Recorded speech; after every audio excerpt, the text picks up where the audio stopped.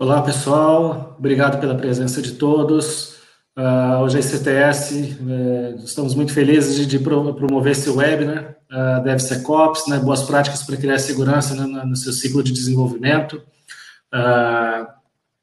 Hoje nós contamos aqui com um time de elite aqui de apresentadores, tá bom, pessoal? Hoje eu só estou aqui fazendo hosting aqui, eu sou o MC hoje, sou diretor associado de Cybersecurity da ICTS aqui, né, da ICTS Protivity. A gente toca todos os projetos de cyber aqui no Brasil. O Danilo, que vai fazer a primeira parte da apresentação, nosso especialista técnico, conhece tudo de SecDevOps, Pen Testing, Forense. O Luiz Vieira, muito obrigado pela presença, um CISO, Global CISO na Kinley, na Europa. Vai ser muito legal a participação dele, ele vai trazer para a gente aqui no Brasil o que está sendo feito lá, qual que é o panorama, o que ele está vendo, o que ele faz na empresa dele na Kinley e o que está vendo na Europa, né? Como que o pessoal da Europa está vendo o SecDevOps, né? E para fechar a apresentação, de ter a participação, obrigado, Sérgio Loureiro, diretor de Cloud Management do Outpost 24, que é uma das nossas parceiras de ferramentas aqui no Brasil. E ele vai apresentar tudo o que a gente falar de conceitos, a gente vai falar de conceitos, o Luiz de prática, e o Sérgio vai mostrar para a gente em ferramentas como que o Outpost 24 trabalha o SecDevOps. Obrigado pela presença de todos.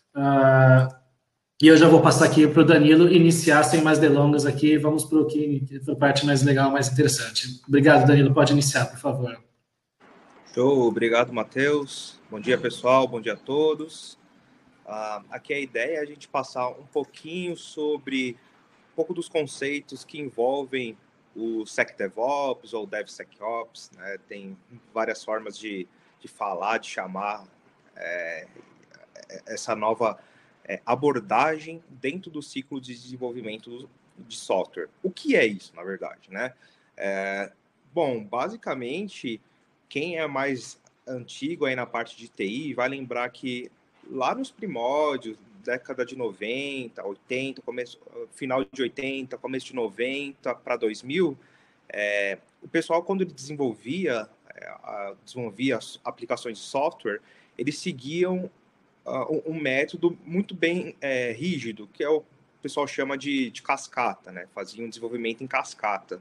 Então, ele fazia um pedaço, construía todos os módulos, disso aqui pronto, eles subiam para a produção e, a partir daí, colocavam no servidor, testavam lá no servidor e aí publicavam no servidor.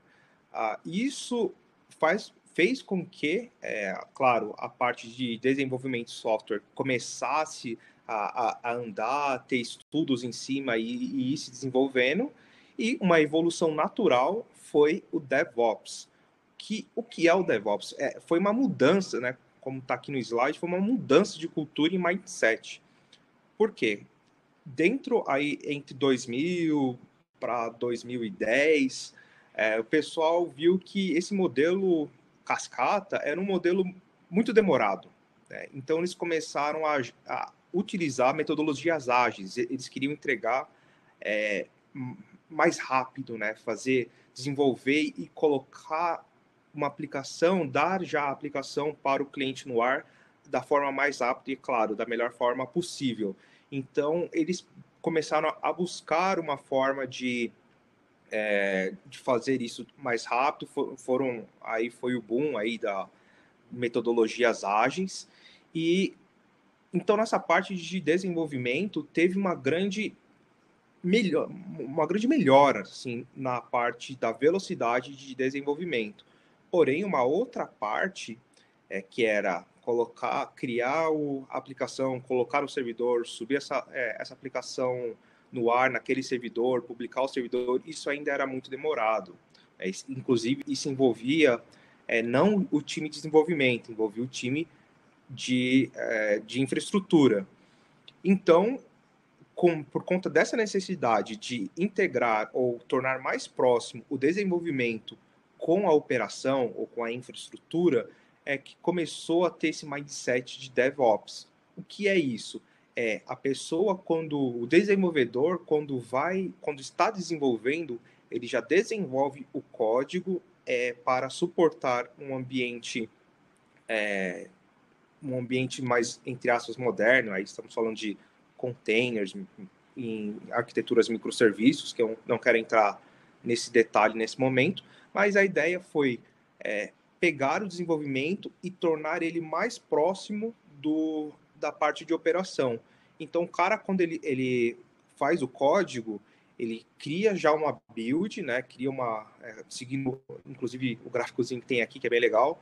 Então, na parte, ele faz o código, ele gera uma build, ele mesmo já testa, mas nesse teste ele consegue já testar em um ambiente local da máquina dele. Ele não precisa pedir para que o código seja aplicado em um servidor pelo time de infra. Então ele consegue já na máquina dele fazer esse teste, ou em um ambiente controlado por ele, que ele tem acesso. Aí, saindo do teste, ele já consegue gerar uma nova release, colocar isso em produção e disponibilizar. Então, o próprio desenvolvedor, ele tem uma autonomia para fazer o código, já deixar o código pronto para ser colocado no ar, subir isso em um ambiente com o controle dele, testar, e para fazer o deploy, ele basicamente precisa pegar aquela estrutura que ele montou e jogar isso em algum lugar, ou seja, diminui a necessidade de uma segunda equipe, ou a equipe de infraestrutura no processo. Mas acabou que os profissionais de desenvolvimento tiveram que começar a ter uma noção, né, começar a ter mais conhecimentos na parte de operação. Então, esse profissional que, além de desenvolver, conseguia fazer o código já pensando no final, já pensando na subida em produção, é o cara que virou hoje que a gente chama de DevOps.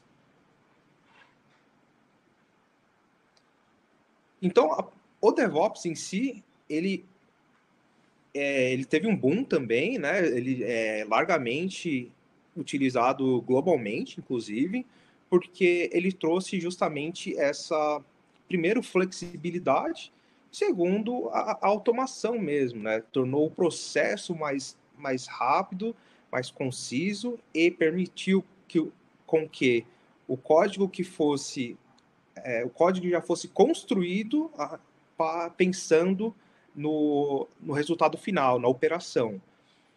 Porém, quando isso ocorreu, obviamente, né, ou felizmente ou infelizmente, surgiram brechas de segurança, ou seja, surgiram pontos onde a segurança era desconsiderada ou não era dado a devida importância e atenção, e acabava por gerar sistemas e aplicações vulneráveis. Por que isso acontece? Se a gente fosse pegar um ciclo clássico, o desenvolvedor ele ia fazer o código, ia submeter para uma outra equipe testar, essa equipe ia jogar isso em uma infraestrutura separada, ia fazer todos os testes ali para colocar em produção. Na parte utilizando o DevOps, não que isso não aconteça, mas o próprio desenvolvedor, ele também faz a parte do teste e sobe em produção. Então, se essa pessoa, esse profissional de DevOps, que já não é mais desenvolvedor, já é um DevOps mesmo, se esse profissional ele não se atenta com algumas questões de segurança ao fazer o código, ao implementar o código e subir ele em produção, você pode ter vulnerabilidades ao longo do caminho, e isso aí pode ter um impacto muito grande na operação e na organização. Então, por conta disso, é que o pessoal começou a aplicar conceitos de segurança dentro do processo de desenvolvimento e operação, o processo de DevOps. Aí, para isso, foi dado o nome de SecDevOps ou DevSecOps, né? Mas, basicamente, é introduzir conceitos de segurança dentro da rotina de DevOps. Então, aqui nesse gráfico, fica até um pouco mais visual como isso acontece, né? Então, inicialmente, quando o desenvolvedor está lá codificando, né, a aplicação, ele pode fazer, né, aí sim, novamente, aqui na parte de baixo, onde vocês estão vendo, aqui já são a aplicação de segurança, né? Então, a parte de cima seria o desenvolvimento, esse é o pipeline de desenvolvimento padrão, e dividido por fases, né? A fase de desenvolvimento, a fase de building, a fase de staging, que é mais voltada para subir em operação, para realizar os testes, e a parte de produção. Então, quando um profissional de DevOps está lá desenvolvendo código, está codificando lá, ele pode já podemos, na verdade, ele ou um profissional de SecDevOps, né, como tem surgido no mercado, né, um cara especializado em aplicar esses conceitos de segurança na operação, ele pode, no momento do desenvolvimento, aplicar testes, o pessoal chama de SAST e SCA. Não quero entrar muito no detalhe, mas basicamente é um teste de código de análise estática do código e a outra é um teste de composição.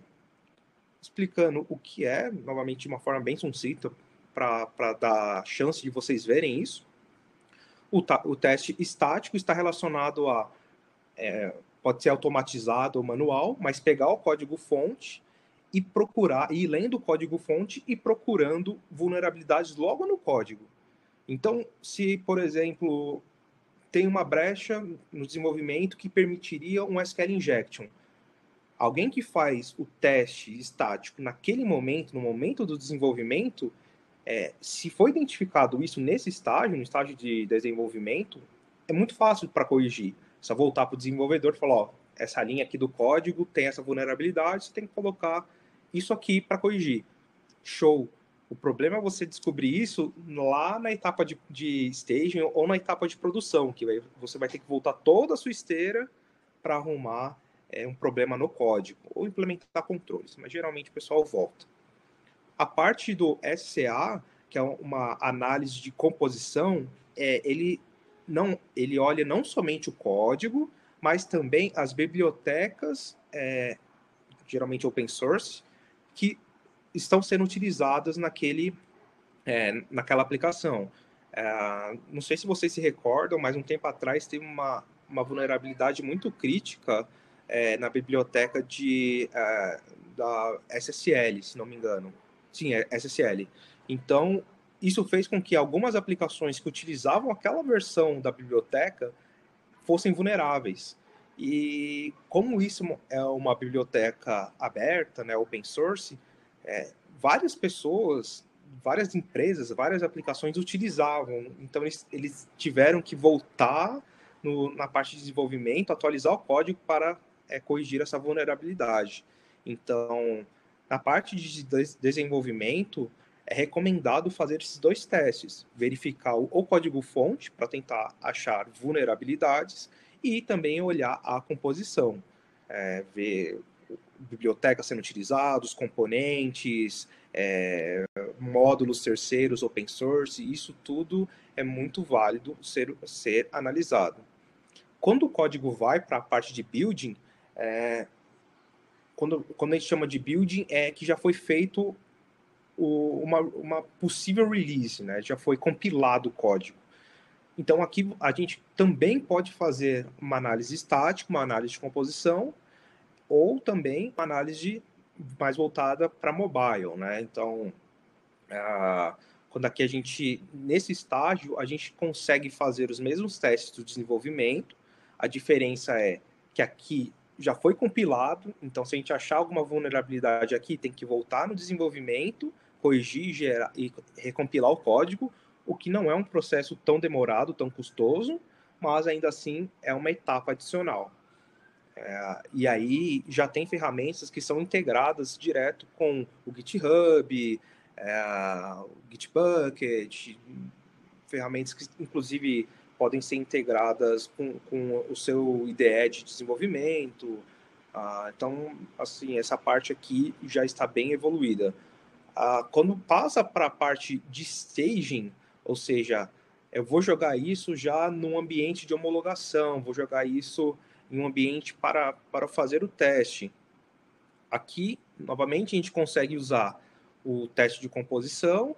Nesse momento, não é tão interessante a gente fazer o teste de análise, análise de código estático. Por quê? Se a gente achar, como ele já está em produção, já está rodando, é mais fácil a gente fazer um teste de código dinâmico, ou seja, abrir a aplicação, abrir a página web e fazer o teste já com a aplicação rodando. Porque tem uma diferença em como você vê o código e como ele se comporta. Às vezes é muito difícil identificar uma vulnerabilidade no código, às vezes você olha o código e não acha nenhuma vulnerabilidade, mas na hora que você está na aplicação, você percebe que se você, por exemplo, colocar o código 1 em um campo, 999.999 no outro, e apertar um botão específico, a aplicação para. Então, esse tipo de vulnerabilidade é principalmente identificada nessa parte de staging. E aqui entra a parte de Docker, tem também uma série de parte de segurança e conceito e aplicações de segurança para os containers, que o que eu vejo bastante hoje é pessoas estão criando containers que são perigosos, porque até o momento, tá, isso tá tendo um desenvolvimento, mas o processo de Docker, ele roda com privilégios de administrador, root ou system. Então, se você não souber criar muito bem o seu container, ou se você pegar um container malicioso, você pode acabar impactando, você pode comprometer o seu ambiente. Então, já tem uma série de conceitos de segurança aplicado a Docker, e também tem uma iniciativa para fazer com que o Docker não rode mais com esse privilégio. É possível fazer, mas é bem mais complicado hoje em dia. E tem na parte de produção, quando entra em produção, aí sim a gente volta é mais fácil a gente fazer o teste dinâmico e, caso também, o teste mobile. Aqui já está em operação, aqui é o que acredito que todos conheçam como pentest, né? Pelo menos aqui no Brasil é a etapa de teste mais difundida, que eu já tenho minha aplicação, ela está rodando, eu quero testar a segurança dela. Então, o pessoal geralmente contrata sobre o contexto de pentest, o pessoal vai lá, a gente vai, olha a aplicação, e falar, achei essa vulnerabilidade. Qual que é o problema? Novamente, se eu achar um SQL injection aqui, ou você faz um controle nesse ponto e assume alguns riscos, ou você vai ter que voltar lá na sua produção para corrigir esse problema. Então, é mais custoso, é mais demorado. Então, essa etapa que a gente geralmente atua, né? E esses são os estágios. Aí entra, por que eu devo me preocupar com a segurança dentro do desenvolvimento, né? Apesar que eu já dei vários insights aqui explicando, mas falando de números, né?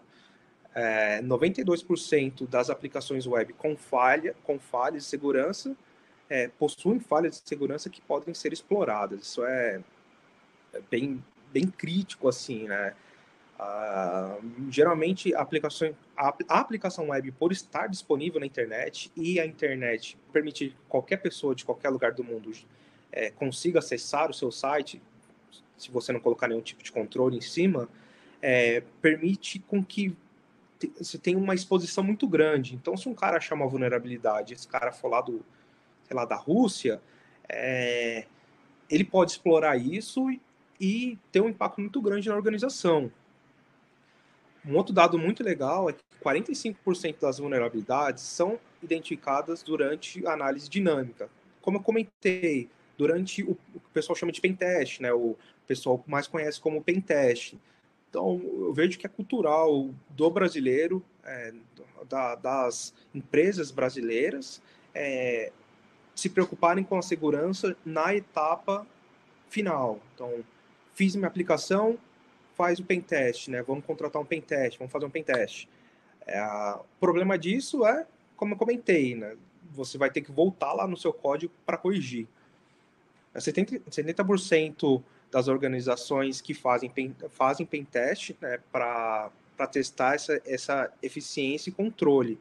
Então, novamente, né, o pessoal não é que depende, mas eles focam mais na parte do pentest, na parte final, do que no ciclo. E 48% dos programadores não tem um tempo hábil para tratar a questão de segurança. Aí já realmente, né, você já está colocando muita atribuição por uma única pessoa. O cara que era desenvolvedor lá atrás, ele só tinha que se preocupar com código. Hoje em dia, já é cobrado para ele se preocupar também com a operação. E ainda você pede para ele se preocupar também com segurança, então acaba que sendo um peso muito grande para um único profissional, e acaba também que esse profissional ele não é um especialista naquilo, então isso pode gerar também certas brechas. Aqui é uma forma mais gráfica de representar isso que eu acabei de falar, né? O que é importante tirar daqui é que uma das maiores táticas hoje para defender as aplicações de ameaças é realizar o teste dinâmico, né?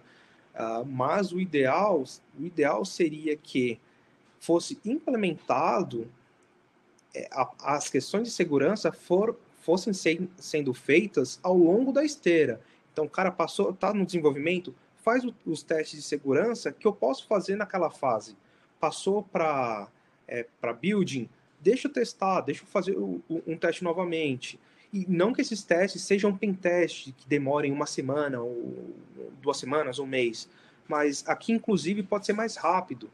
Tem até parte de automatização. Às vezes, em poucas horas ou em poucos dias, é possível já fazer esse teste, já dar o feedback para o desenvolvedor. Então, ao longo do caminho, ao longo da esteira, você pode ir fazendo testes. E a partir de cada ponto, tem seu teste específico que você pode fazer, com o objetivo de, quando chegar no final, quando subir em produção, eu diminuir a probabilidade de ter uma vulnerabilidade, então criar um código que já nasça com uma perspectiva segura, e diminuir o tempo necessário para fazer os testes, ou o pentest, né, na parte final. Então, essa é a ideia do DevOps, né? Então, colocando mais razões para implementar, novamente, mitigar os riscos logo no início. Então, pega no início e corrige ali. E segue na esteira. Remediar vulnerabilidades identificadas naquele ciclo de deploy ou no ciclo de desenvolvimento. É mais fácil eu pedir para o cara que está testando ali, ele já fez o código, gerou uma build, eu vi que tem uma vulnerabilidade, falar para ele, cara, corrige lá no seu código essa linha aqui, ou corrige lá no seu código essa função porque tem um problema, do que esperar ele fazer toda a esteira e lá no final falar, cara, você vai ter que voltar e gerar uma nova release. Então é bem complicado nessa parte. Um outro ganho muito interessante é aumentar a agilidade na resposta das vulnerabilidades, principalmente em aplicativos ou aplicações de missão crítica. Aqui a gente está falando eu tenho uma aplicação que é super crítica. O ideal não era eu esperar chegar no final para fazer os testes nela, mas sim ir fazendo isso ao longo do caminho para que eu consiga ser mais rápido na correção. Então, isso também é uma parte bem importante. Outra parte é permitir o acompanhamento da saúde do aplicativo durante essa integração, né, por meio dessa integração contínua, mas durante o ciclo. Então, realmente tirar uma foto. Ele foi codado certo? Sim. Quando ele gerou a build, tá tudo ok? Beleza, não achei nenhum problema. Quando eu subi isso no ambiente de homologação, fiz um teste dinâmico, achei algum problema? Não. Então quando eu for para a produção, eu já tenho uma segurança muito maior em realizar os testes lá. E foco no desenvolvimento dos artefatos, não em corrigir vulnerabilidades. É exatamente essa é a ideia. Beleza, Danilo, muito obrigado. Temos 2 pontos aqui antes de passar para o Luiz, enquanto a gente vai subindo a apresentação do Luiz também. Tem uma dúvida aqui, Danilo, vamos ver se a gente consegue responder rapidinho aqui. O profissional DevSecOps aplica os conceitos de segurança? Em um modelo da cultura DevOps, correto não seria abstrair as dificuldades técnicas de implementação de ferramentas de segurança e entregar ao desenvolvedor com o mínimo de código possível para que ele mesmo implemente a segurança no seu desenvolvimento? Tá. É o que eu comentei. Hoje em dia, o profissional de desenvolvimento, ele já tem muitas atribuições. Então, ele, entre aspas, já é cobrado para fazer o desenvolvimento, para já fazer de uma forma pensando na produção, já fazer isso de uma forma modular, já fazer isso com uma estratégia de microserviços. E o ideal, tá? O ideal é que tivesse um outro profissional que ficasse responsável pela segurança, porque esse profissional, primeiro que ele já vai ter ele já vai ser um especialista, vai ter conhecimentos focados na segurança e não no desenvolvimento. Ele tem conhecimentos de desenvolvimento, mas o foco dele é na segurança, então ele não precisa se preocupar em indentação, linguagem de código, ele precisa pegar o código e olhar-se uma perspectiva de segurança. Tem ferramentas automatizadas, como eu falei, mas o ideal é que isso fosse separado. Hoje em dia, o que acaba acontecendo? O próprio profissional de desenvolvimento acaba sendo responsável também por cuidar da questão de segurança. Então, dependendo do profissional, se ele tem um nível bom de conhecimento de segurança, ele consegue sim aplicar esses conceitos durante o seu próprio desenvolvimento. Porém, muitas das vezes esse profissional não tem tanto conhecimento na parte de segurança, o que acaba por levar em vulnerabilidades. Obrigado, Danilo. Pessoal, se ainda tiver alguma dúvida, mande no chat, que o Danilo, como ele vai estar fora agora, ele pode responder no chat para vocês, tá? Luiz, eu vou passando a bola para você, mas enquanto isso, pessoal, enquanto a gente está subindo, tem uma pesquisa para vocês responderem, por favor. Com relação à postura de segurança da sua empresa, qual que é a frequência que vocês aplicam a testes de intrusão nas suas aplicações web? Se vocês puderem responder enquanto o Luiz começa, e eu finalizo a pesquisa aqui rapidinho. Obrigado, Luiz. Pode iniciar, por favor. Obrigado, Matheus. Obrigado, Danilo. Pessoal, bom dia. Boa tarde aqui da Holanda. Eu sou Luiz Vieira, profissional de segurança da informação com 21 anos de experiência na área. Na verdade, na área de TI até um pouco mais, né? Por isso meus cabelos brancos. Atualmente eu moro aqui na Holanda, já tem 3 anos, né? E no Brasil eu atuei tanto como consultor, como gerente de segurança da informação, em vários grandes projetos e grandes empresas, como as Olimpíadas, os Jogos Olímpicos do Rio 2016. Eu era o responsável pela área de segurança da informação dos Jogos Olímpicos.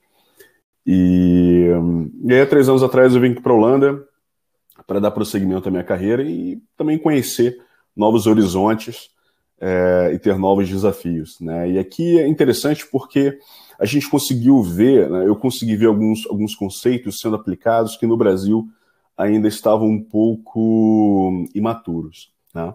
O Danilo já explicou bastante aqui sobre DevOps e DevSecOps. Eu vou pular alguns conceitos, porque ele já explicou, e senão também a apresentação fica muito longa. Então, uma coisa que eu acho interessante com relação ao DevOps, que ele não é só ferramenta, né? Ele não é só um conjunto de ferramentas e de práticas. Ele também é uma questão de cultura e uma filosofia.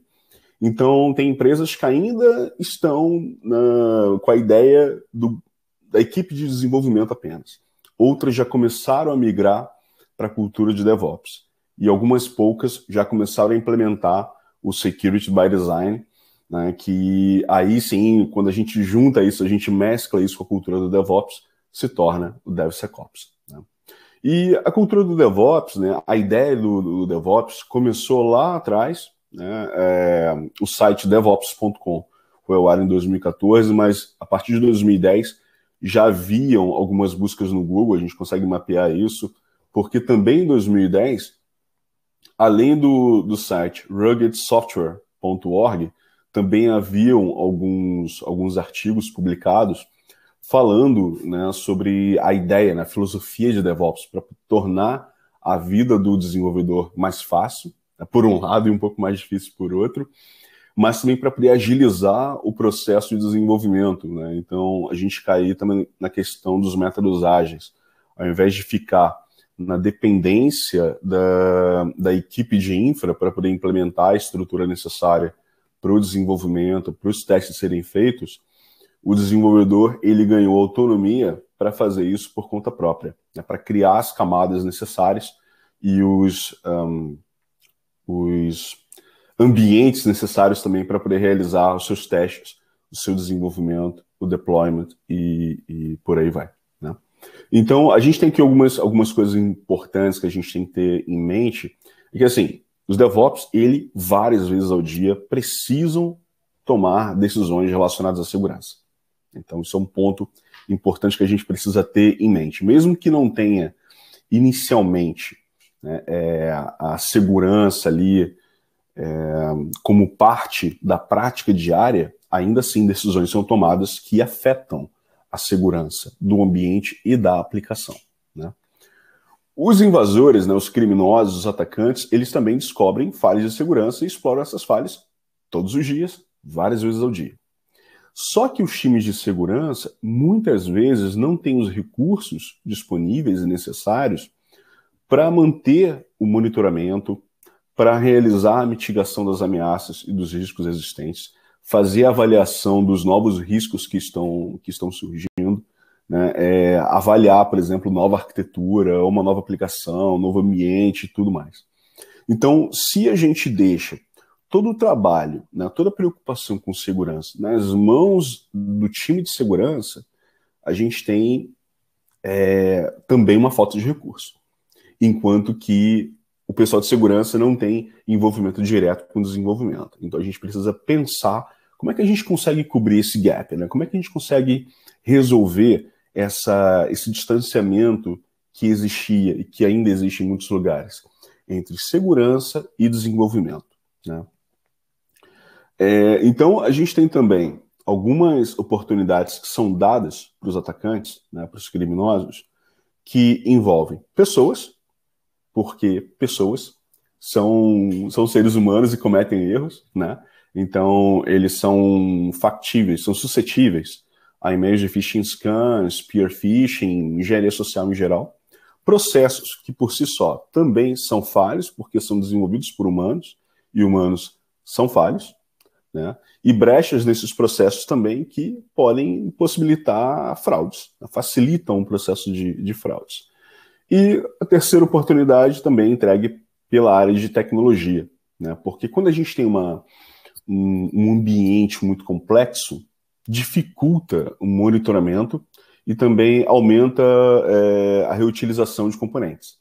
E se você tem reutilização de componentes e um componente desses tem uma falha, uma vulnerabilidade, como o próprio Danilo comentou da questão da biblioteca de SSL, que tinha uma vulnerabilidade muito séria, né, você aumenta o nível de exposição, né, você aumenta a superfície de exposição daquele ambiente, não só de uma aplicação, mas daquele ambiente. Porque se você está utilizando, você tem 10 aplicações no teu ambiente, e essas 10 aplicações utilizam a mesma biblioteca que tem aquela vulnerabilidade, você está expondo todas as 10 aplicações, ao invés de apenas uma que utilizaria aquele componente falho, né, com aquela vulnerabilidade, né? E provedores de tecnologia também precisam fazer a sua parte, né? Os provedores de serviços. A gente tem um outro exemplo interessante da SolarWinds, né? A SolarWinds, a vulnerabilidade que teve alguns meses atrás, afetou o mundo inteiro, afetou a grande maioria das empresas de tecnologia que utilizavam as soluções da SolarWinds, né? Então, a gente imaginasse um provedor de tecnologia que tem uma falha, olha quanto risco ele provê para os seus clientes que utilizam aquelas soluções vulneráveis, né? Isso pensando assim, nas vulnerabilidades conhecidas, né? A gente tem casos de bibliotecas e serviços que carregavam uma mesma vulnerabilidade por 10, 15 anos, né, e só foram descobertas bastante tempo depois. Então, falando no que a gente vê no mercado hoje em dia, tanto do que é necessário para que as empresas consigam continuar rodando, né, produzindo com saúde, e também aquilo que é requisitado pelos clientes, a gente tem que pensar em alguns pontos que são bem importantes, como, por exemplo, Secure Business is the New Black. Então, assim, por exemplo, na empresa que eu trabalho hoje em dia, na Kinley, a gente recebe, acho que uma média de 2 a 3 questionários não diariamente, mas semanalmente, de clientes. Esses questionários são questionários perguntando quais os controles de segurança nós temos. Às vezes são questionários de 30 páginas. E além de responder aquelas perguntas sobre os nossos controles de segurança, nós temos que prover evidências. A gente tem que prover as certificações que nós temos que prover as políticas, os procedimentos e por aí vai. Tá? Então, é importante. Todo mundo hoje em dia sabe o quão importante é a segurança. Às vezes, mesmo que um cliente não tenha um bom nível de segurança, ainda assim ele quer que o provedor de serviços tenha um nível de segurança desejável dentro dos patamares que ele julga suficiente para os dados que serão processados. No nosso caso, na empresa que eu trabalho, como é uma empresa que provê soluções de reuniões, de broadcasting, áudio e vídeo, salas completas, soluções completas e tal, a gente acaba processando informações muito sigilosas, né? Então a gente precisa tomar todo esse cuidado. E por isso que todos devem ser responsáveis pela segurança. A gente não pode pensar apenas, não, só o time de segurança é responsável. O time de desenvolvimento não precisa pensar nisso, porque lá no finalzinho, o time de segurança vai rodar um pentest ou um scan de vulnerabilidade, que é a análise dinâmica, como o Danilo comentou, e tá tudo ok. Não. O time de desenvolvimento tem que pensar... Na verdade, o time de arquitetura tem que começar a pensar em segurança lá no início, né? Quando ele vai levantar os requisitos do serviço ou da aplicação que vai ser desenvolvida, o time de arquitetura já tem que pensar na segurança.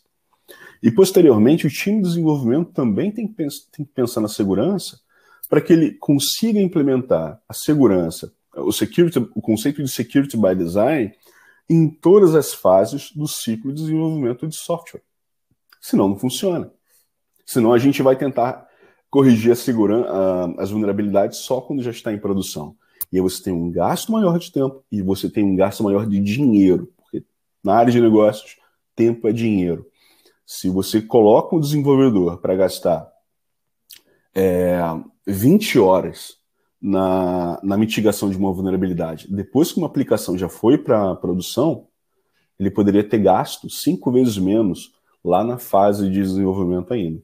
Então você está pagando para ele resolver um problema que poderia ter sido resolvido lá atrás, lá no início, com muito menos tempo. E ele poderia produzir mais para a empresa em outros projetos. Tá? A ideia de que a perfeição é supervalorizada, né? A gente sabe que erros são inevitáveis, mas a gente precisa mitigar, resolver esses erros o quanto antes, né? Tem uma frase que eu gosto muito que algumas empresas implementam, né? Elas empregam dentro da cultura delas, o Facebook é uma delas, que é R frequente, mas R rápido. Quando você comete o erro logo no início, você tem mais tempo. Você tem que cometer o erro, você tem que reconhecer que cometeu o erro para você resolver o quanto antes, né? Porque a gente também aprende. Existe um processo de aprendizagem com os erros, mas a gente tem que ter o procedimento correto para poder resolver, para mitigar esses erros, né? Um outro ponto que também é muito importante, que muita empresa pensa, é que não, eu estou compliance com várias normas de segurança. Compliance não é segurança. Não importa se você tem ISO 27001, ISO 27002, se você é PCI, se você tem SOC 1, SOC 2, não adianta. Se os procedimentos de segurança não estiverem bem definidos entre todos os times, daí a ideia do conceito de DevSecOps, os times trabalhando em conjunto, não adianta ter certificação. Já encontrei muita empresa certificada ISO 27001 que não tinha uma série de controles básicos que a gente pensa, né? Por exemplo, uma empresa que tem lá na política, tem uma política específica sobre encriptação de dados, tanto no armazenamento, no banco de dados, quanto em trânsito e tal. Aí tá lá a política dizendo que tem que implementar o TLS e tal, tudo bonitinho. Vai lá o auditor, verifica esse ponto específico, vai ver que a política existe, vai ver que está implementado o TLS. Beleza, está compliance. Mas e se ele tiver implementado o TLS 1.0, ao invés do TLS 1.2 ou 1.3? Ele está compliance lá com o TLS 1.0, mas ele não está seguro. Então são conceitos importantes que a gente tem em mente, que compliance é diferente de segurança, tá? E outra coisa que aí é questão também de cultura, né? A gente não buscar culpados. Uma coisa que eu aprendi foi o meu primeiro chefe estrangeiro, foi até no Brasil, né? Que foi um londrino, que a gente estava tendo alguns problemas e a primeira coisa que ele me falou: Luiz, don't blame on people. Tá? Não procure culpados. Tá? Não aponte o dedo para uma pessoa e fale, aquele dali é que fez errado. Procure a solução. Porque quando a gente faz isso, né, quando a gente aponta culpados, a gente está tirando ou está perdendo a oportunidade de aprender com aquele processo todo e colocando todo o peso sobre um dos membros do time. Porque se a questão de segurança, se a cultura de security by design é uma coisa que o time deve carregar em conjunto, o erro também deve ser carregado em conjunto pelo time, assim como o processo de aprendizado. Tá? E assim como existe a ideia do PDCA, né, o ciclo PDCA que muitos de vocês devem conhecer, a gente tem o ciclo do testar, detectar, medir e melhorar progressivamente. Isso é um ponto que a gente deve sempre ter em mente. Né? Se a gente não testa, não detecta, não mede ou monitora, e a partir desse aprendizado não realiza uma melhoria progressiva, nada do trabalho que a gente está fazendo vai valer a pena. Né? Isso é um processo de melhoria contínua. Tá? Então, hoje muitas empresas estão migrando para a cultura do DevOps, né? Mas essa cultura do DevOps tem que começar a migrar também para a cultura do DevSecOps. Começar a implementar a segurança como parte do processo de DevOps. Tá? Então, nessa figura aqui, que é muito parecida com uma outra que o Danilo apresentou, né, é que o DevSecOps ele precisa ser um ciclo automatizado, contínuo e visível. Né? Até lembro de uma questão que o Clayton enviou aqui para a gente com relação a facilitar o processo, né, para os desenvolvedores. Por isso que tem que ser automatizado. Se não for automatizado, a gente só está colocando mais trabalho na mesa do desenvolvedor. Por isso que a gente não pode pensar que numa empresa de desenvolvimento, não, se a gente tem o DevSecOps, a cultura do DevSecOps implementado, não precisa de um time de segurança. Precisa. Porque a cultura de DevSecOps, né, a parte de segurança ali, tem que ser mantida de forma contínua e tem que ser construída a partir do time de segurança. O time de segurança é que vai prestar suporte e vai prestar também uma mentoria para o time de DevOps para facilitar o trabalho deles. Né? O time de segurança tem que facilitar o trabalho dos caras, dos desenvolvedores, né, e dos DevOps. Porque, senão, a gente vai ter aquela situação engraçada, né, que assim, o cara de segurança é o cara que nunca é convidado para o churrasco, para o cafezinho. Porque ele é o cara que está sempre criando entrave para o time de desenvolvimento.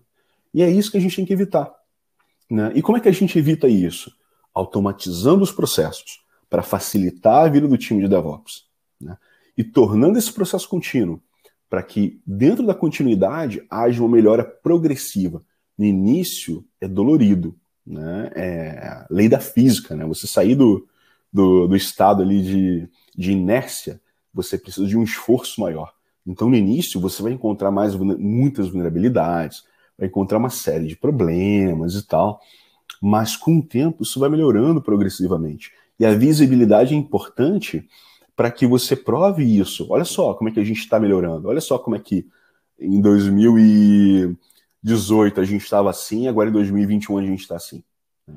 Em um dos primeiros clientes que eu trabalhei aqui na Holanda, um banco bem grande, acho que um dos maiores bancos aqui da Holanda, o ING, eu lembro que quando eu estava fazendo alguns testes de segurança, alguns pen tests, né, a gente conseguiu mensurar o quanto que eles avançaram em 2, 3 anos depois de ter implementado a cultura de DevOps e posteriormente migraram para DevSecOps. Porque eles mantiveram esse processo visível. Eles tinham essa visibilidade porque eles tinham que mostrar que o investimento em segurança valia a pena, né? Aqui eu vou pular essa parte porque o Danilo já apresentou um gráfico até mais completo do que o meu e comentou dessas diferentes fases, né, e os processos que precisam estar implementados em cada uma dessas fases, tá bom?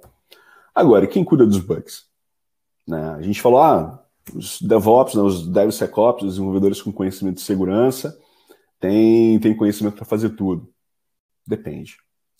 Algumas coisas, como eu falei, precisa do suporte do time de segurança. Tá? A gente tem aqui alguns dos bugs, né, algumas das vulnerabilidades bem conhecidas, inclusive retirados do OWASP Top 10, e daqui a gente consegue entender do porquê é tão necessário entregar conhecimento para os desenvolvedores, ao invés só de falar, olha só, tem essa falha aqui, você tem que resolver. Para o desenvolvedor, um SQL Injection, né, o cara vai pensar assim, a base de dados que a gente está usando aqui nessa aplicação tem uma informação importante. Então, SQL Injection, para mim, não importa muito, porque SQL Injection está vinculado a extrair dados do banco de dados. Então, isso aqui vai entrar como prioridade 4. Né? Só que quando a gente trabalha na área de segurança ofensiva, né, como pentester, a gente consegue explicar para o desenvolvedor, através dessa transferência de conhecimento, que através de um SQL Injection, dependendo do software utilizado, dependendo se tem outras falhas ali em conjunto, como o Local File Include, ou Remote File Include e tudo mais, através do SQL Injection, o atacante ele consegue um root, ele consegue executar comandos remotamente, às vezes como root, ou como um usuário comum, dependendo de quem está executando o serviço do banco de dados, né, do servidor de banco de dados. Muitas vezes a gente vê essa situação sendo executada como root, né, através do browser, né, da barra de endereço do browser. Você coloca os comandos ali e consegue executar esses comandos no servidor remotamente, através de um SQL Injection. Né? Então é importante explicar o nível de criticidade das vulnerabilidades e por que aquilo tem que ser resolvido.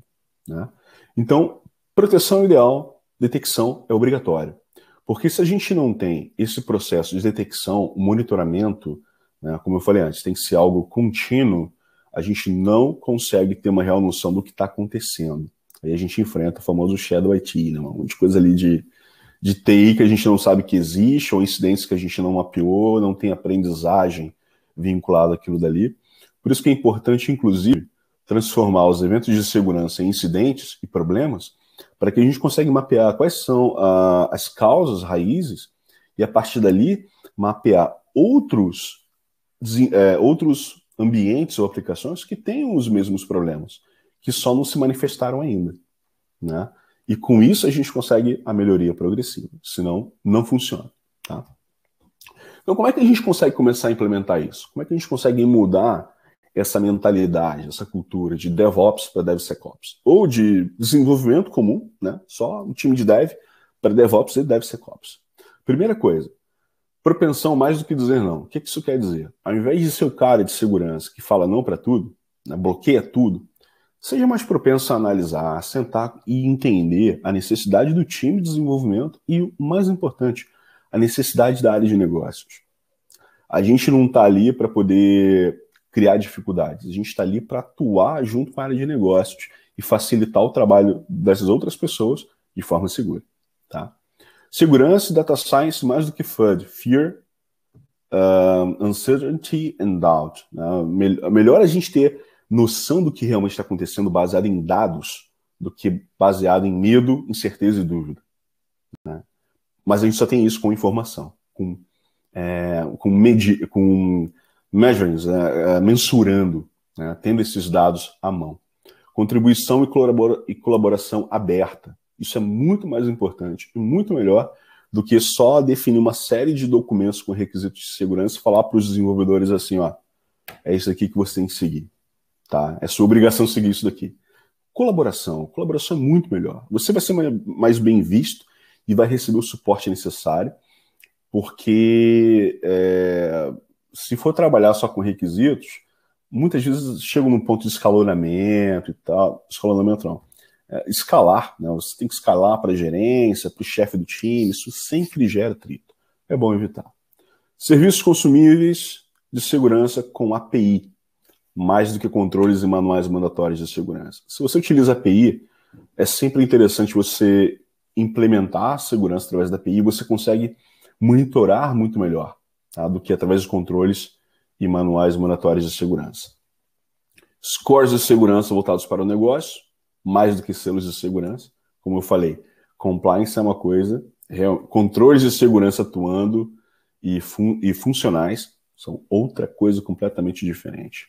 Testes com Red e Blue Team, mais do que scan de vulnerabilidade, um simples scan. Então, fazer um pen test envolvendo o teu time de segurança vai melhorar muito mais o nível de conhecimento do teu time de segurança, né, daquele que protege, né, o teu time de proteção, Blue Team, e vai possibilitar a exposição do teu ambiente ou da tua aplicação a um cenário real de ataque através do Red Teaming. Tá? Monitoramento proativo de segurança 24/7, mais do que reação, né? Então, ao invés de ficar trabalhando ali como firefighter, né, como bombeiro, o ideal é você monitorar, porque você vai estar muito mais bem preparado para isso do que só depois que a bomba estourar. Né? Threat Intelligence compartilhada, isso é super importante porque o time de segurança, principalmente o time de segurança ofensiva, é que tem que informar o time de DevOps, o time de desenvolvimento, sobre as atuais ameaças que existem no mercado. Né? E porque eles têm conhecimento. Então não pode ficar achando que o time de desenvolvimento ou de DevOps tem que achar por si só. Essa colaboração é importante. Né? E as operações de compliance, mais do que clipboards e checklists. Né? Porque eu falei, compliance e segurança são coisas diferentes, mas se você segue compliance, facilita também o processo de implementação de controles de segurança. Porque você tem como definir como requisitos. Né? Então, se você não tem que ser compliance com uma determinada regra, uma determinada norma, às vezes é muito mais difícil você conseguir o suporte da área de negócios para implementar determinados controles de segurança. Então, se você tem que seguir compliance, aproveita e utiliza isso como base, na fundamentação, para construir uma boa cultura de segurança, Security by Design, junto com DevOps, para aí sim você implementar o conceito de DevSecOps na sua empresa. Né? E por último, conscientização é super importante. Bom programa de conscientização de toda a força de trabalho, inclusive dos desenvolvedores, mas com foco especial, porque é um time mais técnico. Né? Treinamento de DevOps com técnicas de identificação de falhas. Tá? A galera tem que ter o conhecimento de como identificar, os DevOps, tá? Tem que ter conhecimento de como identificar e mitigar vulnerabilidades, pelo menos básicas. Tá? Criar cheat sheets para facilitar a vida da galera. Né? Pequenos manuais mesmo, 2, 3 páginas. Ó, vulnerabilidade assim, você implementa isso daqui, vulnerabilidade assado, você implementa um outro controle, ou pode utilizar determinada biblioteca para facilitar teu trabalho e tal. Acompanhamento de forma proativa, né, das novas falhas e vulnerabilidades. E o mais importante, engajar-se na comunidade, porque o que não falta é conteúdo de qualidade através dessas comunidades. Né? Eu digo isso porque eu fui líder do capítulo WASP no Rio de Janeiro por 7 ou 8 anos e eu sempre aprendi muito com eles. Então, vale muito a pena, tá? Assim como o DevSecOps.org. Então, pessoal, era isso que eu tinha para apresentar para vocês. Agradeço a presença de todos. Matheus, é com você. Obrigado, Luiz. Ótima apresentação. É bom ouvir experiências, não só aqui do Brasil, o que se está vendo lá, novos conceitos, pelos novos, digo para a gente, né, aplicados lá fora, né.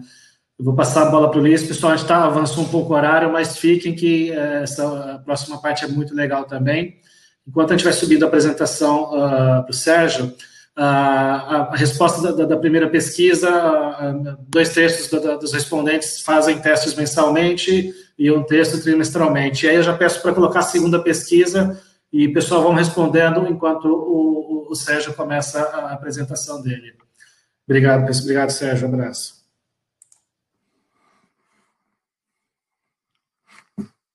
Olá, bom dia.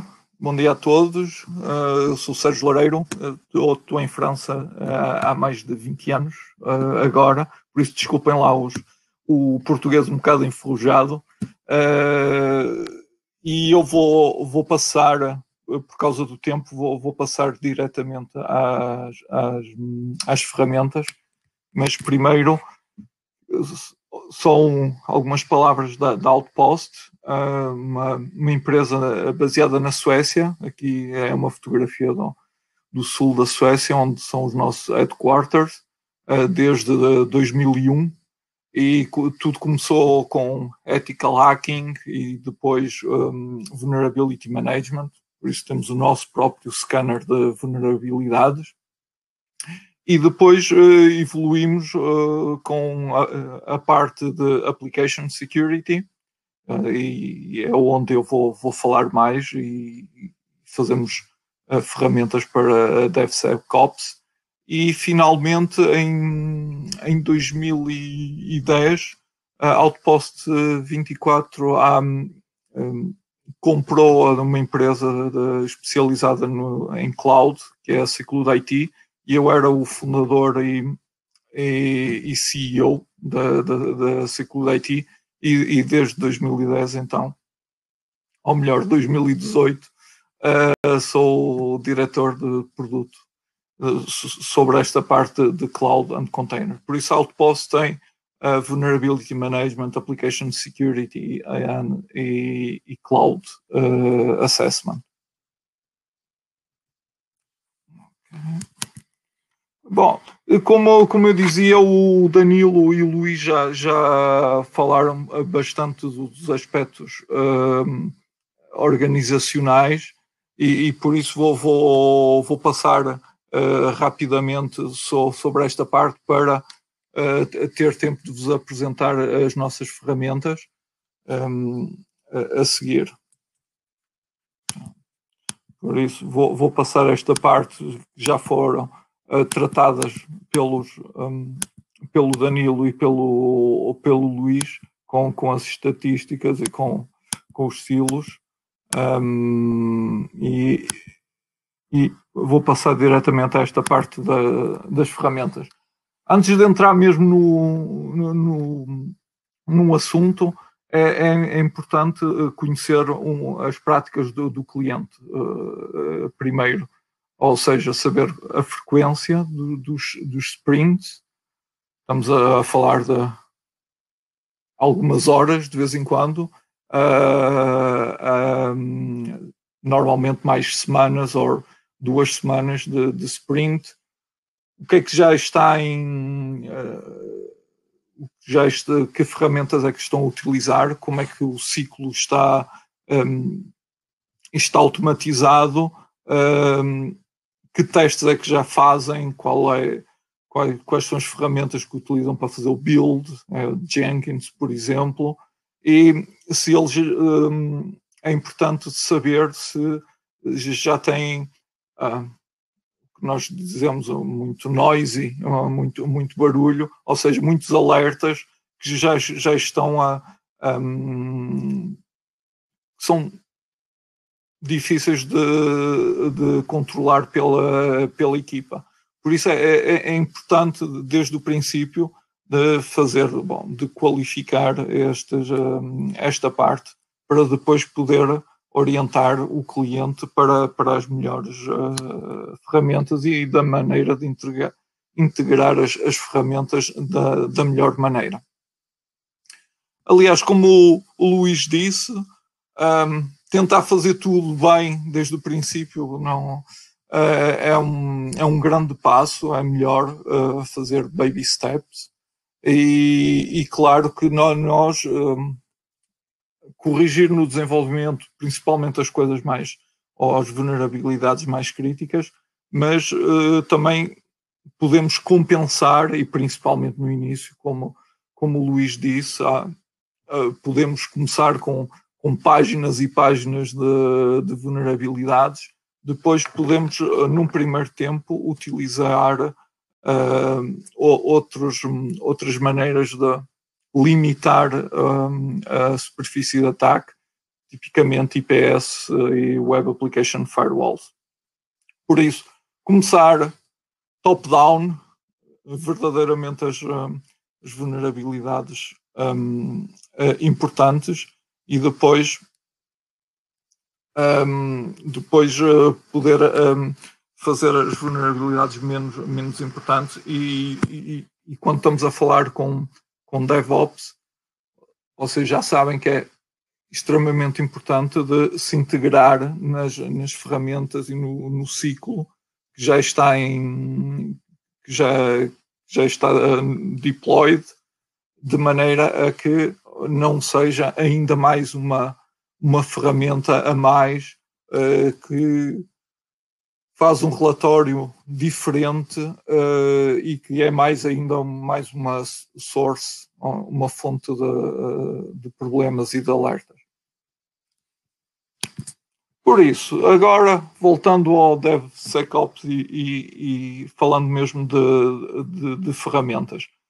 Começando aqui, a Outpost tem ferramentas que podem ajudar as empresas nestas fases todas. Começa, claro, pelo training das equipas, para que as equipas aprendem a segurança, como integrar e tudo. E nós temos uma parceria com a Secure Code Warrior, que transforma esta aprendizagem num jogo, o que nós chamamos de Serious Games, e que é uma maneira muito interessante e que motiva muito as equipas para fazerem estes testes que são sempre um bocado mais chatos, para dizer. E como o Danilo disse tudo ao princípio, desde que temos algum código, já temos algumas linhas de código, podemos começar a fazer análise estática, static analysis, security testing. Também temos uma solução para isto, de maneira a que o mais cedo possível possamos começar a fazer testes, e como o Luís disse, mais cedo custa menos dinheiro e é muito mais fácil para a equipa de gerir o mais cedo possível. Hoje todas as aplicações têm APIs ou APIs, e também é importante, normalmente estas APIs hoje têm uma funcionalidade completa, porque as aplicações normalmente falam sempre a partir ou através das APIs, e é importante também fazer teste, e há testes muito específicos para esta parte, e também temos uma parceria com uma empresa que faz do API testing. Eu vou no slide seguinte, eu depois dou mais informações sobre cada ferramenta. Quando já estamos nesta parte de build e teste, as aplicações já estão todas, já começam podemos fazer running das aplicações em ambiente controlado, claro, e podemos começar a fazer a análise dinâmica, por isso Dynamic Application Security Testing. Outpost, desde há 10 anos, há o nosso próprio scanner de aplicação dinâmica, e que se chama Scale, e é uma das muitas competências que nós temos, e a nossa própria ferramenta DAST. Como o Danilo disse, normalmente começamos todos pelo pen testing e pelo manual testing, que continua a ser complementar a todas estas ferramentas. O objetivo é guardar a competência dos pen testers para as coisas verdadeiramente complicadas e que as ferramentas, no fundo, não podem apanhar tudo, não é? Coisas bastante mais complicadas, onde se faz injeções, onde se vê as respostas das aplicações. Isso é verdadeiramente onde os pen testers devem passar tempo, e não a corrigir vulnerabilidades que toda a gente conhece e que são extremamente simples de detectar. Uma vez que as aplicações já estão em deploy, Gartner chama isto CWPP and CSPM, por isso Cloud Workload Protection Platforms, que é tudo o que protege as aplicações, e aqui quando são lançadas numa cloud, e depois a parte Cloud Security Posture Management, que é verdadeiramente a análise da configuração cloud, neste caso, e com best practices, e isto também é um produto que nós temos, e, bom, que eu desenvolvi desde o início com a Security IT, e que depois foi transferido para o portfólio da Outpost. Também aconselhamos de continuar sempre a fazer Dynamic Application Security Testing durante a produção, porque há updates que são lançados, há novos ataques, há novas vulnerabilidades, e então podemos...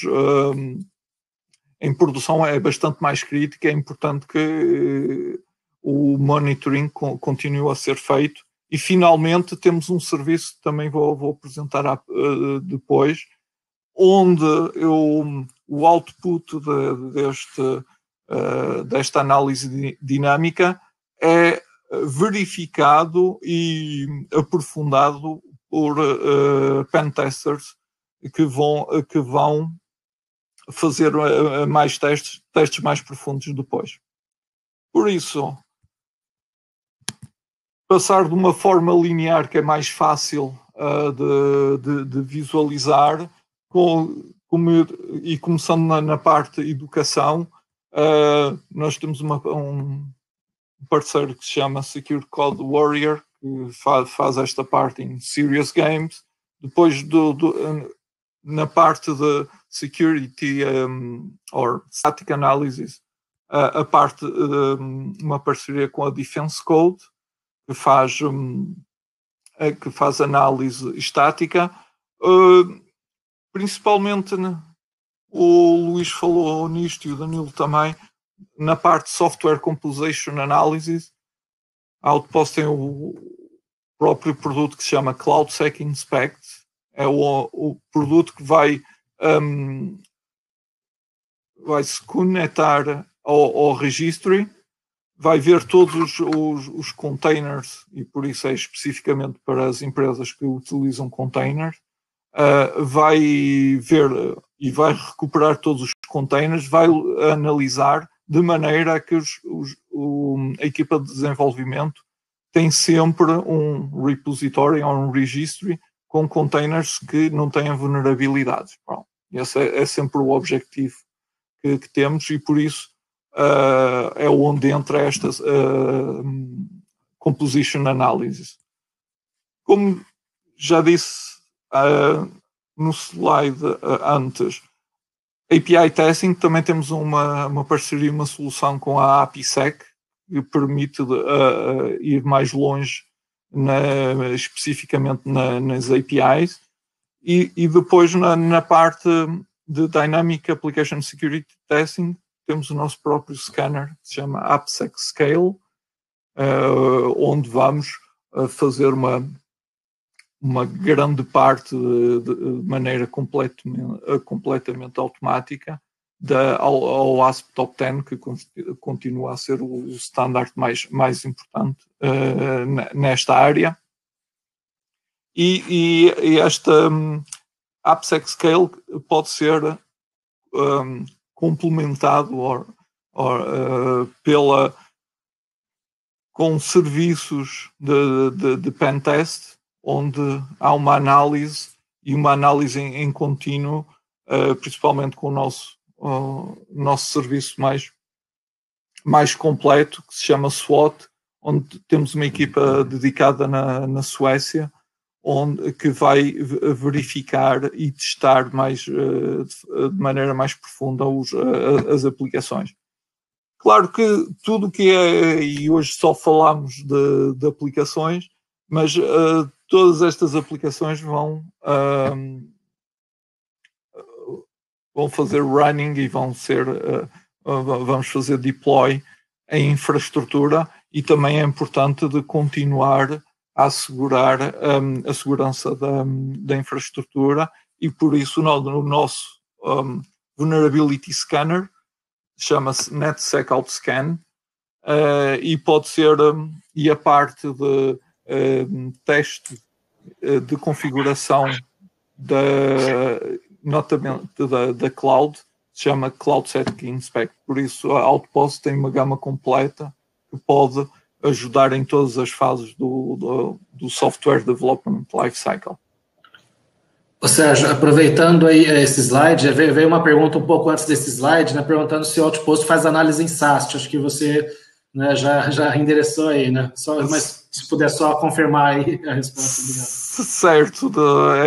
Temos uma parceria com a Defense Code, que há um Static Analysis, a scanner, que também é integrado com o resto das nossas ferramentas. E este era mesmo o meu último slide, por isso. Para finalizar e para fazer o wrap-up aqui, o Luís também já falou nisto, relativamente ao processo e as pessoas. O que eu tentei explicar hoje relativamente à parte de tools, a ferramentas, e não esquecer que mais cedo podemos encontrar as vulnerabilidades, é muito mais fácil e muito mais barato de as corrigir. That's all.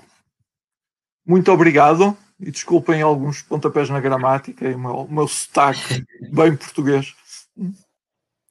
Legal, Sérgio. Muito obrigado. Excelente apresentação para te conhecer, para toda a audiência que conhecer a ferramenta.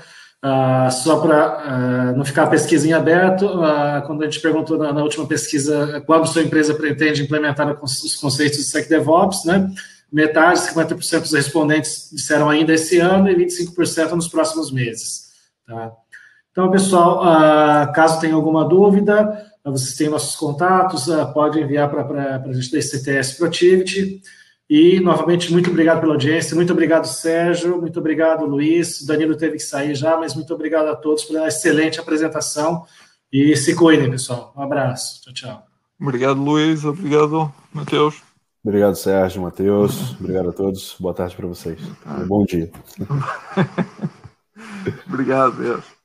Um abraço.